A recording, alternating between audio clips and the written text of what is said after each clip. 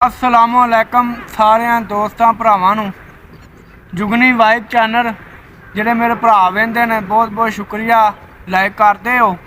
तो जनाब तुहानूं एक गल सुना रहा वो गल इंज सी मेरा जनाब एक सी दोस्त वो मेरे को मंगदा ही सिरगट। अच्छा वो सिरगट मेरे को मंगदा ही तो मैं उहनूं दे छड्डदा हां ते किसे वेले इन्हां नूं मैं ना डब्बी लै दिंदा सां।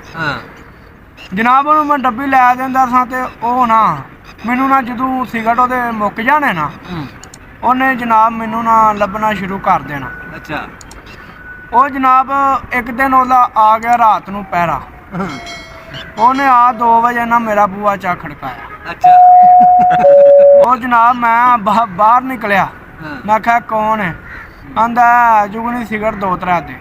अच्छा जी मैं यार रात के 2 बजे मैनू यार ना नींदर भी खराब हो गई मैनू बड़ा दुख लगा उस बंदे ते। अच्छा मैं यार कम से कम कोई टाइम हुंदा है तेनू मैं डब्बी भी लै देना उंज भी तू दे देना मैं कभी गिला नहीं किया। अच्छा चल यार कोई गल हर शै ना इत्थे छड्ड जानी है तो कोई सज्जन साथी राजी हो जाए तो होर की चाहिए।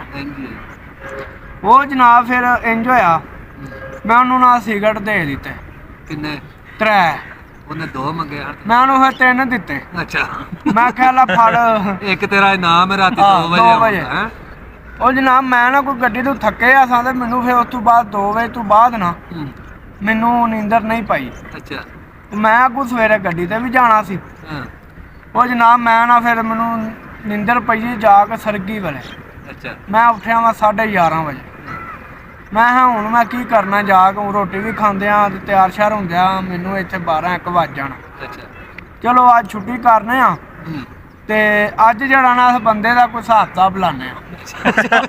ਸਿਗਰਟ ਮੰਗਣ ਵਾਲੇ ਦਾ ਹਾਂ ਮੈਂ ਸਿਗਰਟ ਮੰਗਣ ਵਾਲੇ ਦਾ ਨਾ ਅੱਜ ਨਾ ਕੋਈ ਹਿਸਾਬ ਕਿਤਾਬ ਲਾਣੇ ਆ। ਇਹਨੂੰ ਸ਼ਰਮ ਹੀ ਨਹੀਂ ਆਈ ਰਾਤੀ 2 ਵਜੇ ਆ ਬੂਆ ਭੰਨਿਆ ਬੂ ਮੈਨੂੰ ਸਿਗਰਟ ਦੇ। ਮੈਂ ਯਾਰ ਅੱਛਾ ਚਲੋ ਉਹ ਜਨਾਬ ਮੈਂ ਗਿਆ ਦੁਕਾਨ ਤੇ ਮੈਂ ਉਹਨਾਂ ਨੂੰ ਆਖਿਆ ਮੈਂ ਪਟਾਕੇ ਹੈ ਜੀ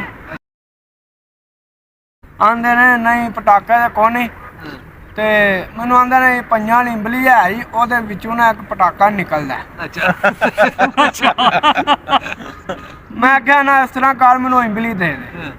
ਉਹ ਜਨਾਬ ਉਹਨੇ ਨਾ ਮੈਨੂੰ ਨਾ ਉਹ ਇੰਬਲੀ ਦਿੱਤੀ ਉਹਨੂੰ ਮੈਂ ਪੰਜਾਂ ਦੇ ਬਦਲੇ ਨਾ ਮੈਂ ਉਹਨੂੰ 10 ਦਿੱਤੇ। ਮੈਂ ਅਹਲਾ ਫੜ ਮੇਰੀ ਜਾਨ ਛੁੱਟ ਗਈ। ਉਹ ਜਨਾਬ ਫਿਰ ਇੰਜ ਹੋਇਆ ਮੈਂ ਨਾ ਸਿਗਰਟ ਇੱਕ ਭੋਰ ਕੇ ਨਾ ਉਹਦੇ ਵਿੱਚ ਮੈਂ ਪਟਾਕਾ ਜਿਹੜਾ ਨਾ ਕਿ ਥੱਲੇ ਪਹਿਲਾਂ ਥੋੜਾ ਜਿਹਾ ਤੰਬਾਕੂ ਧਰਿਆ ਉਹਦੇ ਉੱਤੇ ਮੈਂ ਫਿਰ ਪਟਾਕਾ ਲਾਇਆ। ਅੱਛਾ ਪਟਾਕਾ ਲਾ ਕੇ ਨਾ ਉਹਨੂੰ ਬੜੇ ਨਾ ਅੱਛੇ ਤਰੀਕੇ ਦੇ ਨਾਲ ਫਿਰ ਮੈਂ ਨਾ ਉਹਨੂੰ ਨਾ ਸਿਗਰਟ ਨੂੰ ਪੂਰਾ ਕੀਤਾ ਫੋਲਡ ਕਰ ਜਿਹੜਾ ਮੈਂ ਨਾ ਉਹਨੂੰ ਧਰ ਲਿਆ ਸੀ ਡੱਬੀ ਦੇ ਵਿੱਚ। ਅੱਛਾ ਮੈਂ ਕਿਹਾ ਮੈਂ ਨਾ ਹੁਣੇ ਕਿਧਰ ਨਜ਼ਰ ਆ ਗਿਆ ਨਾ ਇਹਨੇ ਨਾ ਸਲਾਮ ਦੁਆ ਲੈਣੀ ਹੈ ਨਾ ਗੱਲ ਨਾ ਬਾਤ ਇਹਨੇ ਆ ਸਿਗਰਟ ਮੰਗਣਾ। ਅੱਛਾ ਤੇ ਇਹਨੂੰ ਮੈਂ ਸਿਗਰਟ ਦੇਣਾ। ਉਹ ਜਨਾਬ ਆ ਗਿਆ ਤੇ ਆਂਦਾ ਉਹ ਜੁਗਨੀ ਯਾਰ ਰਾਤੀ ਨੂੰ ਮੈਨੂੰ ਸਿਗਰਟ ਨਾ ਦਿੰਦਾ ਤੇ ਮੈਨੂੰ ਬਾਬਾ ਨੀਂਦਰ ਨਹੀਂ ਸੀ ਪੈਣੀ। ਅੱਛਾ ਮੈਂ ਜਿਹੜੀ ਮੈਨੂੰ ਨੀਂਦਰ ਪਾਈ ਆ ਉਹ ਮੈਨੂੰ ਨਹੀਂ ਭੁੱਲਦੀ। ਉਹ ਪਹਿਰੇ ਤੇ ਅਸੀਂ ਤੇ ਨੀਂਦਰ ਨਹੀਂ ਪੈਣੀ। ਹਾਂ ਨੀਂਦਰ ਨਹੀਂ ਪੈਣੀ ਗੱਲ ਹੀ ਹੈ ਨਾ ਉਹਦੀ ਉਹ ਜਿੰਨੀ ਕੋ ਕਿਸੇ ਦੀ ਅਕਲ ਹੋਵੇ। ਮੈਨੂੰ ਅੱਗੇ ਬੜਾ ਵੱਟ ਸੀ ਉਹਨੇ ਗੱਲ ਇੰਝ ਦੀ ਕੀਤੀ ਚੱਲ ਉਹ ਰਾਤ ਵਾਲਾ ਗੁੱਸਾ ਕੱਟ ਦੇ ਦਾ ਹੱਸ ਪਵੇ ਦਾ। ਮੈਂ ਫਿਰ ਹੁਣ ਸਿਗਰਟ ਪੀ ਨਹੀਂ ਆਂਦਾ ਆਹੋ ਯਾਰ ਸਿਗਰਟ ਵਾਸਤੇ ਤੇਰੇ ਕੋਲ ਆਇਆ।